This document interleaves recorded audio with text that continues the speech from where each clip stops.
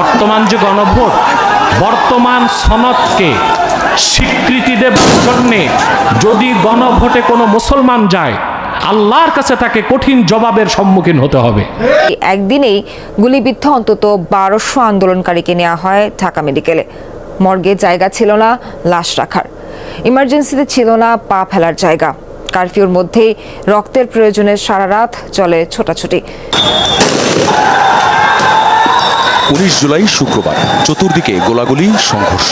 আন্দোলনে থাকা নিরস্ত্র মানুষগুলো গুলিবিদ্ধ হয়ে লুটিয়ে পড়ে একের পর এক। রামপুরা, বনশ্রী, প্রগতি সরণি, যাত্রাবাড়ি, শনিরাখড়া, রায়েরবাগ, মিরপুর, মোহাম্মদপুর, মহাখালী, উত্তরা সবখানেই আন্দোলনকারীদের উপর চলেছে নির্বিচার গুলি। হেলিকপ্টার থেকেও চালানো হয় গুলি। দূর থেকে স্নাইপারের এক একটি গুলিতে মুহূর্তেই প্রাণ যায় আন্দোলনকারীদের। কেন আমাদের গুলি করলো ভাই? হেলিকপ্টার দিয়ে গুলি ফায়ার করছে। এগুলো আমাদের দুইটা বাচ্চা মারা গেছে। একটা ছুটি করতে থাকে সাধারণ মানুষ। স্পটেই যারা প্রাণ হারান তাদের মরদেহ ঘিরে আরো উত্তপ্ত হয় পরিস্থিতি। দুপুরের পর থেকে মরদেহগুলো নিয়ে যাওয়া হয় ঢাকা মেডিকেল কলেজ হাসপাতালের মর্গে। আগে থেকেই সেখানে মরদেহ শখানেক।